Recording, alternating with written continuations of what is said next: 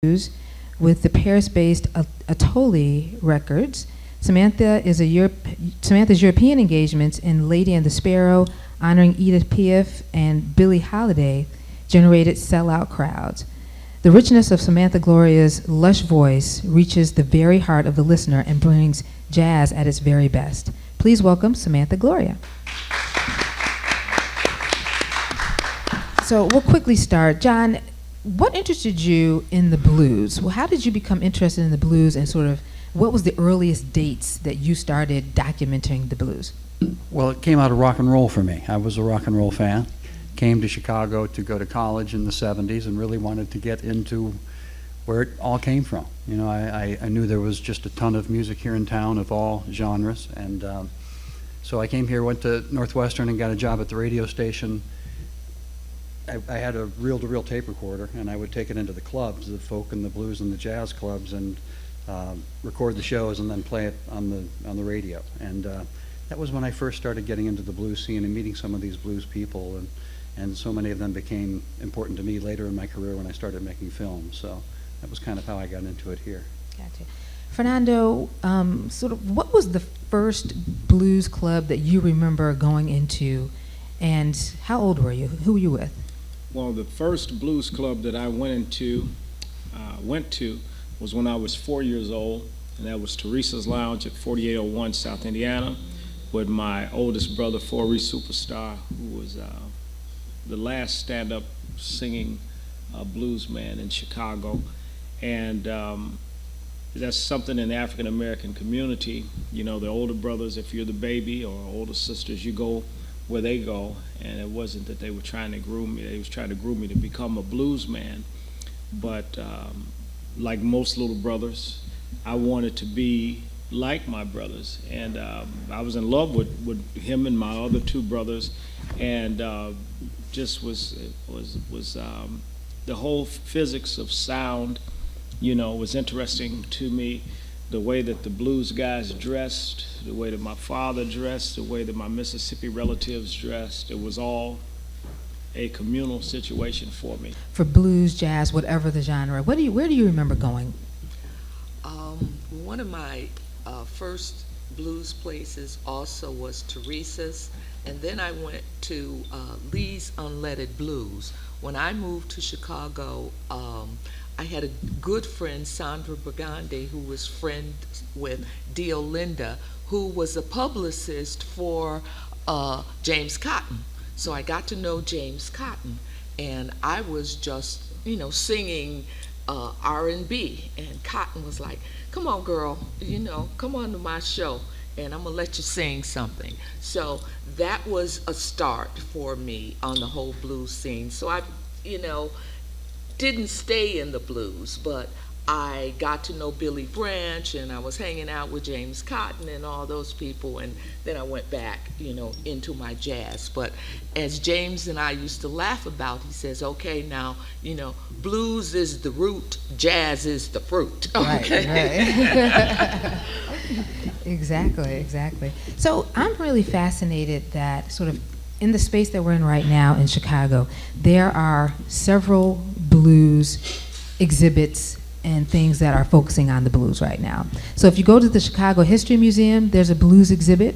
If you go to the Chicago Cultural Center right now, there's a Bronzeville music event that really is very much a blues and gospel exhibit.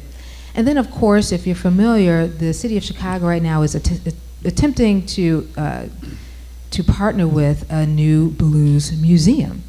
And so I found it really interesting that there were right now all of these fantastic, really largely publicized things focusing on the blues. Why do you think right now that blues is so, you know, all of a sudden, you know, maybe not for you, but for Chicago, which, you know, definitely has its roots here, why do you think now we're really sort of valuing its memorabilia, valuing those stories? Why do you think right now in this time that becomes an important thing? Well, it's interesting how the rockers in recent years have gone back to acknowledging their roots in the blues. I think that has something to do with it, because you need money to make these museums, and you got to bring the rock fans in. And it certainly isn't because the blues in Chicago right now are at a high point or anything like that. It's almost ironic that it's happening now, but it seems that the people that are behind it have some real organizational, I'm talking about the blues experience, have some organizational and business chops behind them, and that's, I think what has set the scene for it. Fernando, your thoughts? Well, I think like about every 10 years or so, the blues goes through a resurgence. Whether it's someone's 100th centennial birthday, or whether it's a 20, 40, 60, or 80-year anniversary of a record label. And we as the blues people who create the music, we're locked into creating it, and then others around us, they see the monetary value often of it, and it's just like a stock, which the blues is a stock for all practical purposes. And when the people who are helping make the stock don't realize the value in it, though it has even more value for those who see the value in it, because they can take it in different ways. When my relatives were making blues down in Mississippi, it was just a form of communication, and they were happy in those moments. And in that moment, they probably never even thought that it would be institutionalized, because many of them couldn't even go to an institution themselves, couldn't even go to school. And the good thing is that it is being documented and it is being recognized, but the players have to always realize the value in it. I think that's why, going to what you're talking about with house music and then going to hip hop, I think that the musicians and the DJs who created that music, I think they are a little more aware or cognizant of the value in the content that they're creating. And I just wish that we as the blues players were as cognizant of it. We almost feel guilty as people of color who make the blues or play jazz. It's like if you get a payday, people make you feel bad, or if you write an original song, people make you feel bad because you're supposed to always do pay homage to someone who has created content who is no longer here, who can't benefit from it. So that's my take on it. So Samantha, I think documenting, archiving history, you've been playing in and around the country for the last 30 years. Did you keep a lot of your flyers and memorabilia and things like that, the recorded tapes and things that actually did not actually get out into the world? Did you keep any of those things? Yes, I did, and that's why I'm so elated that this is going on, the mapping. I think it's just immensely important, and I always try to inspire young people to understand that we must document our history. We must document ourselves, because you can't put the responsibility of the truth being told about you if you are not involved in the documentation of that truth. So this is so very important, and those of us who are artists realize that, we do what we do. We're creative, artistic people. Oftentimes we are not the best business people or the best historians. That's why it's important to surround yourself with friends or people who have much more knowledge than you. I have a dear friend, she's, we call her, quote, quote, 1-800 smartass, because she documents everything. She's a librarian who can research everything. But, people like that keep you on your toes, and they keep you aware of things that, when you're moving or when you get stuff piling up, you're like, I need to pack this away or throw it away or something. But no, you need to keep everything. I've seen a lot of the stuff that you've done with young people. When I met Fernando, I said, we met, years ago, House of Blues with Carol Adams, so everybody needs to really keep, if you don't want to keep it, that's why I say to young people, let me pass something on to you, because 25 years from now, when I may be gone, it will probably be something of real value. So understand that. It's valuable today, not when you're gone. It's extremely valuable now. So speaking of those spaces, I'm always curious, what I'm going to do is I grabbed some information from the Chicago History Museum, and it discusses right now, it has a phenomenal, if you haven't been there, you have to check it out. It has a phenomenal map of what they've compiled around blues music. And so it has a lot of really unique sort of spaces, artists' homes. It has artist homes. It has record labels. It has the spaces and places where these musicians lived and breathed. But there's a lot missing. And then in telling this story too, you know, sort of the documentary discussed a little bit about how, you know, so it just said the music moved from the south side to the north side and never really unpacked all the things that impacted that move from south to north. I'm going to, while they're talking, I'm going to give to the audience some of these addresses of these phenomenal places and these phenomenal maps that we can also add to our map. I want you all to tell me, what are your thoughts? I mean, you talked to some of these people, et cetera.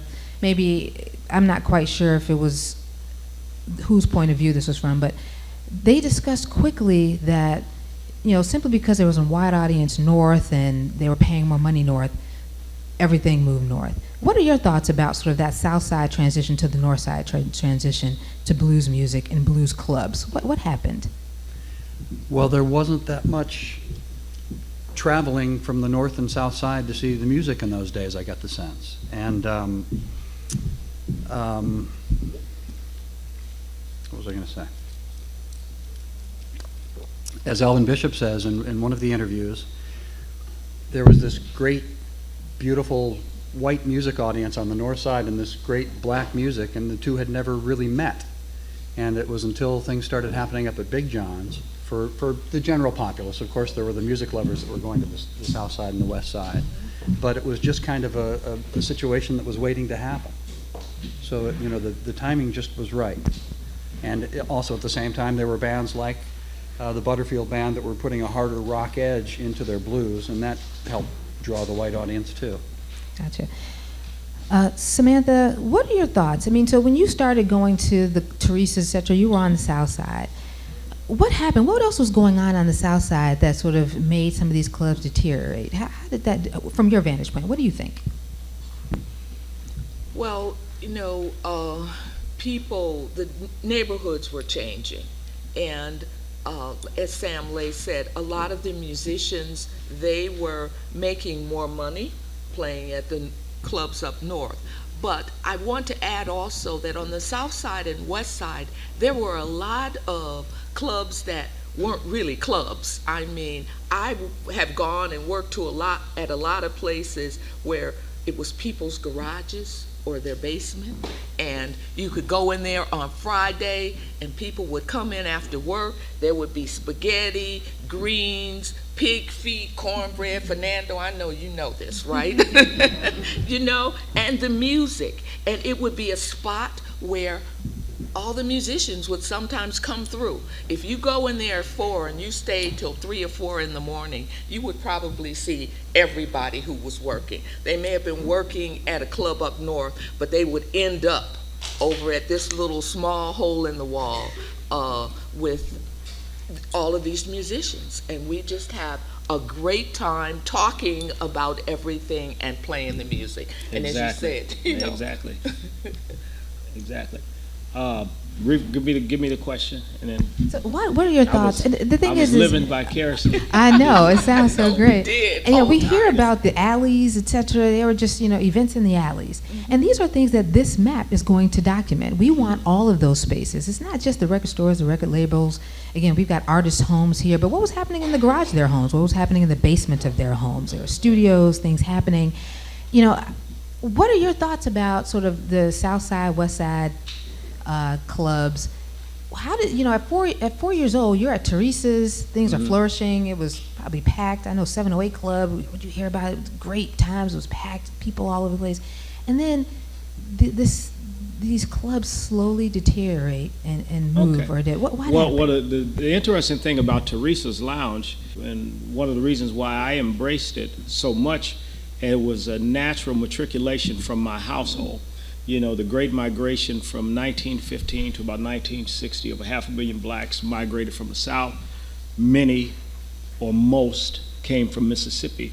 So we grew up at 60th in Michigan. That was 48th in Indiana. So that's like 1 block over. and 12 blocks, 60, 50, 48, 12 blocks or a mile and a quarter or something up the street. So it was the same neighborhood. And so when we went to Teresa's Lounge, I saw a bunch of my cousins. One of my cousins even was killed in 1974 in back of Teresa's Lounge, well, in the alley part, by one of his best friends, by an incident that escalated, two dear friends goofing off in the bar over women, and it escalated to, you gonna let him hit you, you gonna let him do that, so my family was there. So for me as a little kid going to see, I had 3 older brothers, so I saw them.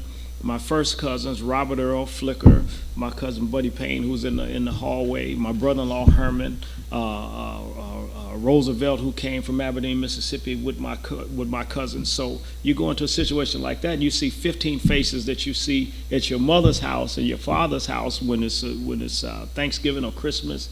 You see them at the funeral. So it was just like it was home. Then you go back to your house, and then my brother Greg, who was the next brother, 8 years older than me, he had a band. So then we would have music in the house. So it was like a nursery school, a cultural center. And one of the reasons why, like 1968 when Dr. Martin Luther King was assassinated, and we see all the riots and things like that, and some of the residual side effects are still on 47th Street and 43rd Street now, where things got burned down and landlords continued to burn and left the neighborhoods vacant lots. And you find that people like Jerry Oliver, who was the second owner of the Palm Tavern, Teresa Needham, who owned the Teresa's Lounge, they didn't own the buildings. So when you go to those places and you're part of them, someone say, this is Teresa's Lounge, black folk, south side of Chicago, Mississippi roots, that's her place. And when a landlord comes in, or if a landlord dies and his son or his daughter comes over and takes over, for them it's business.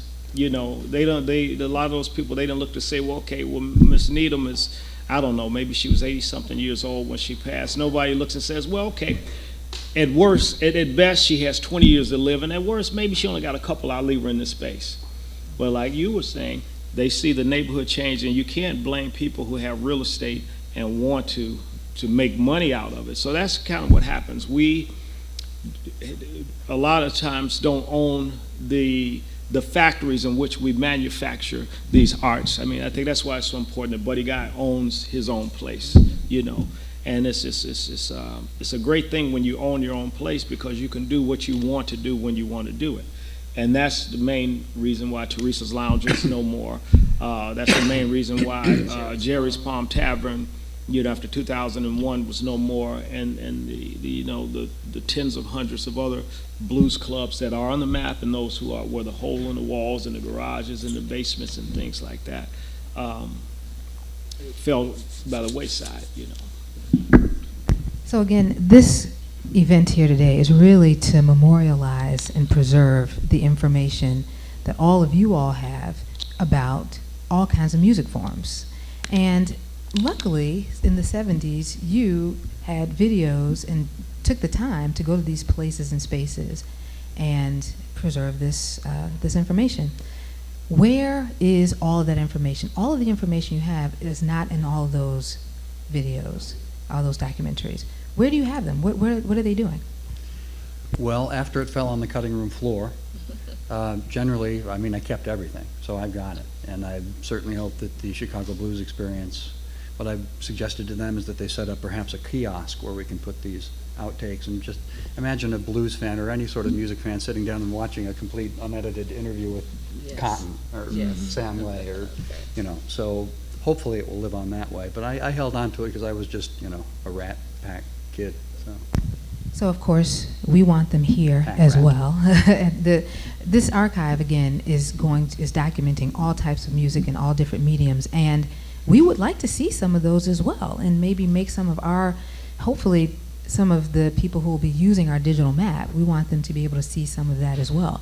But I also believe that there's more interest. The Smithsonian would like to see some of that information, and so many other entities that really preserve and love the blues would love to see some of that information. Fernando, what impresses me the most about what you do is that you are moving the music forward to the future, making sure that young people know what the blues is, perfect their skills, become skilled. Why did you do that? What happened that made you believe that this was important? Well, I knew that it was important because I was a kid musician. And as a kid, you want to play with other kids. And in 1968, when I started playing, how was I going to find another 4-year-old kid that played anything? I was probably 10 years old before, had been playing for 6 years at that point, before I knew the kids took piano lessons. I started playing by my brother sitting equipment down, and I would play it, and I would try to stop before they came back, and then, they show you something and it catches on. The next thing you know, they're coming to see you play. So knowing that I was not the only kid, couldn't be the only kid in the world that played music or played blues, as I got to be an adult, advancing, I started substitute teaching in 1987 or 1988. Right after I graduated college, 87. So either I did it that fall or 1988 or whatever. And I would take my guitar to class, and sometimes I would finish the lesson early that the teacher who was absent would have for me. And I would just start playing songs, and the kids would dig it, And I said, well, hey, let me start something where kids can play the blues. And so I said, well, let me create a name that tells what it is. It was about blues kids. And I said, I think I saw something about the Boy Scouts of America or something like that. I said, okay, yeah, that's what I want. I want to put of America on the end because it's American, and I want it to sound like it's been around 100 years. And so I came up with a title that said what it was, and then I kept on substitute teaching. Then I started, got a little permanent position, and then I was able, through playing as a musician, and as a musician, I was probably the only guy in Chicago during that time that played all original music from beginning to the end, no cover songs, and I still do that today. And that was one of the things that was attractive about being what my trio had to bring into the mix. So I had the ability, and not necessarily the arrogance, but I knew that it was important to help kids, and I also knew that it was important to write and create new content, because I always feel that the greatest songs have yet to be written. And I think it's great to archive what's has happened, but just think if you believe in heaven or the great beyond, or meeting Muddy Waters or Howlin' Wolf or whoever it is that you're in love with, and they say, hey man, you did a great impersonation of me, what did you have to offer? And you're sitting there in line in St. Peter and everybody else is watching, and you didn't have anything to bring to the table. And so it's like, wow. So fast forwarding from 1988 to 2010, I created a blues camp called Blues Camp. And I started establishing them in different parts of the world and partnering with institutions of higher learning. I started at Columbia College, which is where I teach, and the chair of my department, he thought it was a great idea, but it was like, who's going to come and you're going to have to charge. And so I explained, I said, well, blues does not have the foothold in academia like classical music or like jazz. And I said, I'll, raise my own money and we'll make it free, and we won't discriminate against kids who may be rich. We won't discriminate against kids who may be impoverished or middle-class kids, because kids, unless it's a child star that's in a big movie, they don't have their own money, and you can't penalize a kid for the sins of their parents for being rich or for being poor. And it took off, right out the gate. And then we established them in Tokyo, Japan, London, England. I even established a camp before the political climate changed in Cuba, So that's why, So everything I do, it probably comes through the lens of that 4-year-old boy on 60th in Michigan, and 55 East 60th, right off Michigan. And so that's the whole bit, as Lefty Diz will say. Well, I'm happy you're doing that. Samantha, from blues to jazz, and that evolution is really interesting. Talk to us a little bit about, again, you mentioned it briefly, but you went from blues to other popular music. How was that transition, and sort of being in Chicago? Did you see all of Chicago change in that? And then when you're talking about that, tell us a little bit about the landscape. So were there the clubs that were sort of happening around in that time too? Were they the same clubs that you were playing in, or did it move or transition to another type of venue or another corridor or another community where that music was taking place? Well, I think, well, I know that my career has probably spanned quite a few of the genres of music. I grew up in the Baptist church, so I grew up singing gospel. When I went to college, my dad said, do not major in music or anything. I'm not paying a dime for you to do something you can already do. We already know you can sing, so you better go be a teacher or one of those things so you can get paid, okay?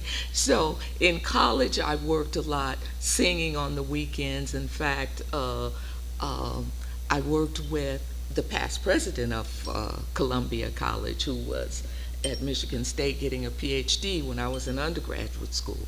And so we worked on the weekends doing a lot of jobs. And when I moved to Chicago, early on, I was introduced, as I said, to Sandra Burgundy and James Cotton, and that got me kind of into the blues. Then from there, I actually met a black woman who was married to a French man who was a producer here.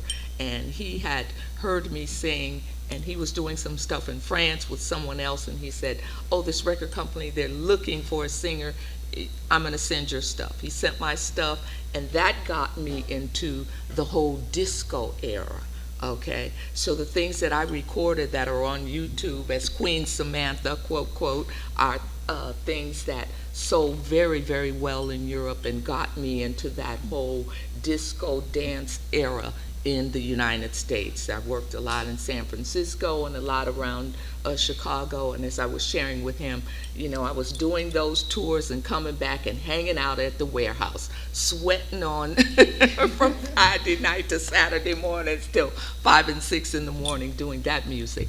And in the interim, you know, I would come back from there, and then I'd had to go, you know, I still had my friends who were musicians here, Billy Branch and all, and I'd see Billy, and he said, hey, I'm gonna be, you know, at Lee's Unleaded Blues, that place that was on, you know, South Chicago.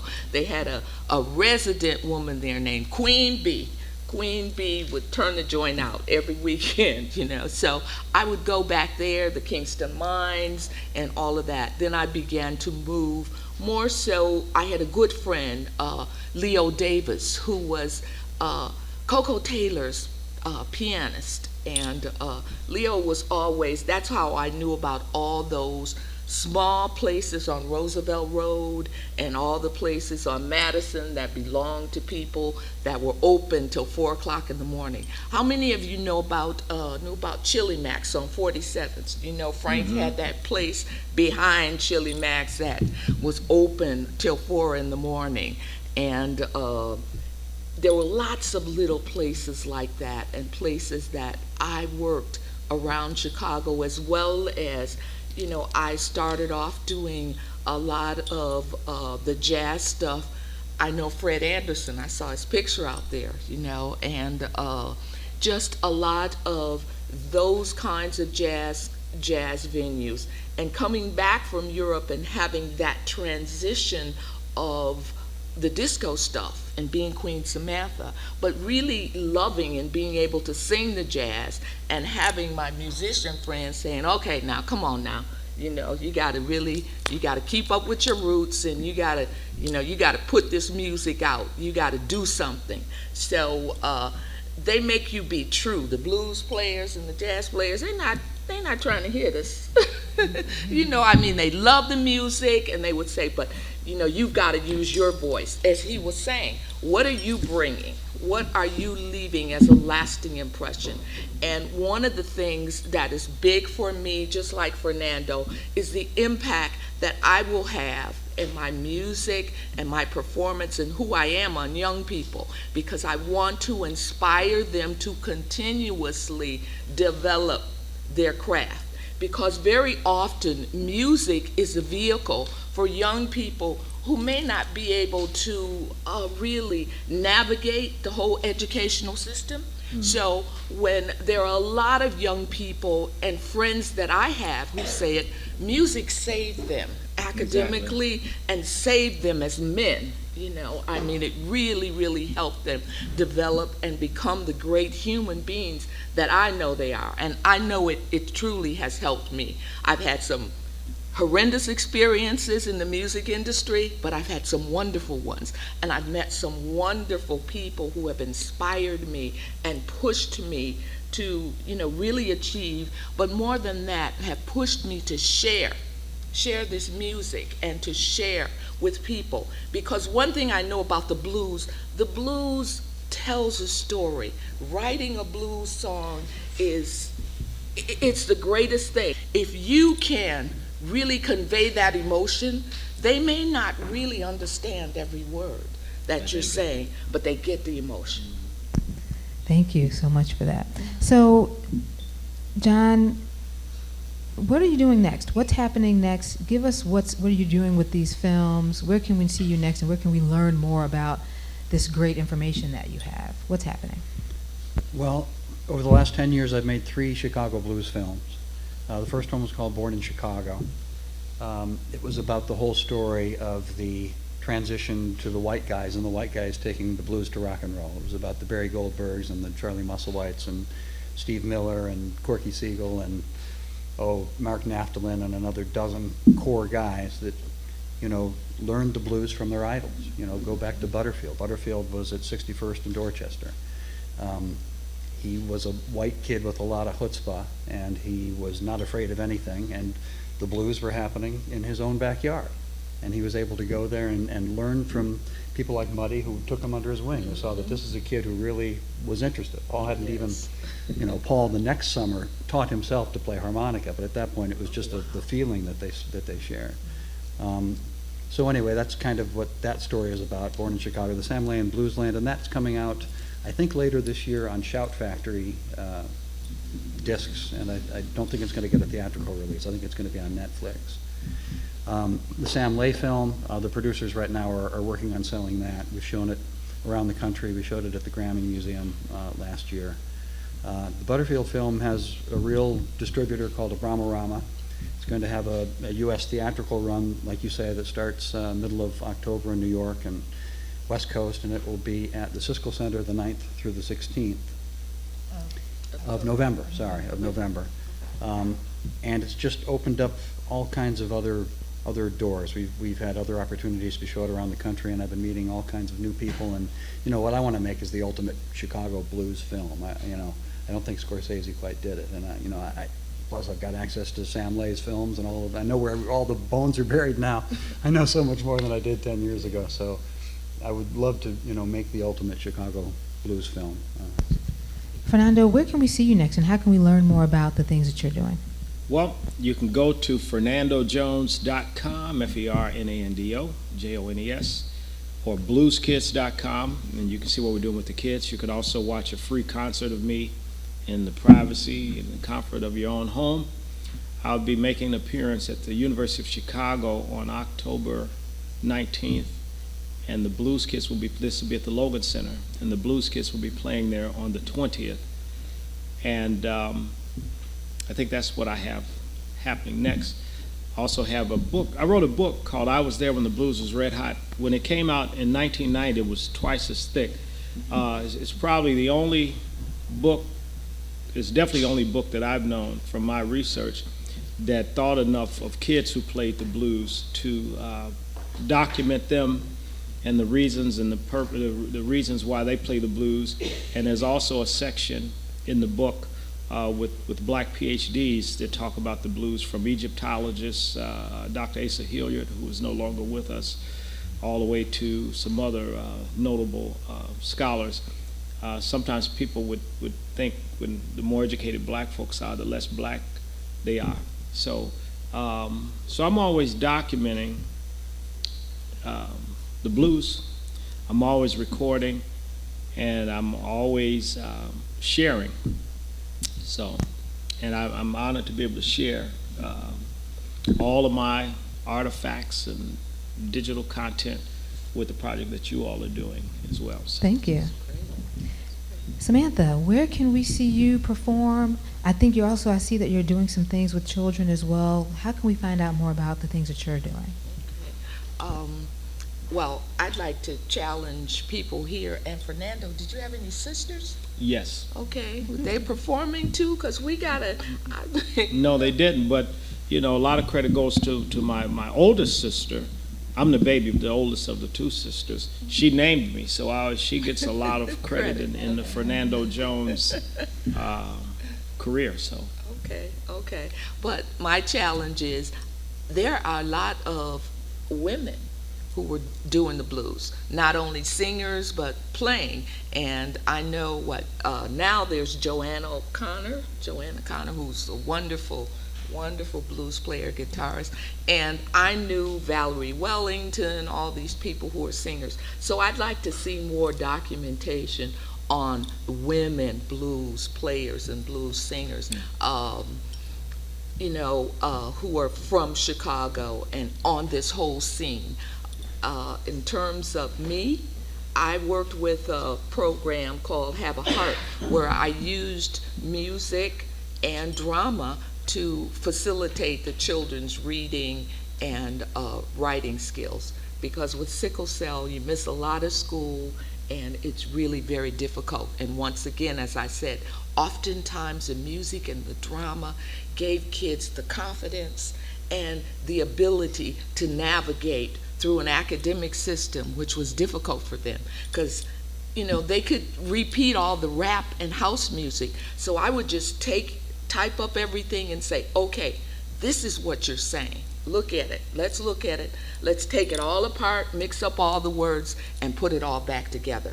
And that helped them. If you're 15, it's hard to go back to a look, spot, doc, Jane, cat book. But if you meet them where they are, I had great success.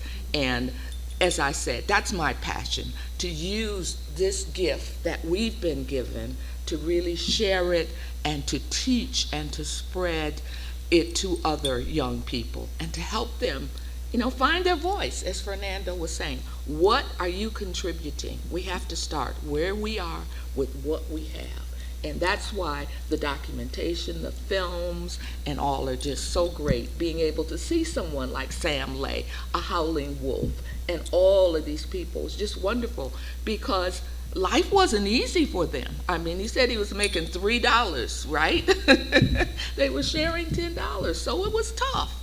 And, it's tough now. So we need to have those things to inspire us and to keep us moving forward. And I do performances. I'm getting back into performance. I had a little break for about 9 months. I had an illness. I had a stroke. I am here to tell you that the universe is amazing. My whole left side was paralyzed. Okay? I had no fine motor coordination. So really, it's really a motivational thing. What do you want to do? Push yourself, and I'm gonna, if you ever need to be pushed, call me up, girl. I got a speech for you, okay? Okay. Well, we want to thank all of you so much for your time today. John Anderson, Samantha, Gloria, and Fernando Jones, thanks for your contributions to Chicago spaces, to Chicago blues, to Chicago black music. And we want to encourage you to, again, contribute a few things. Actually, John did bring some memorabilia to the archiving room over there, so take a look at that. And I know we don't have time for questions and answers, but they will be around for a second. You can ask them a few questions right now. Thank you all for coming, and again, enjoy the rest of the day. You too.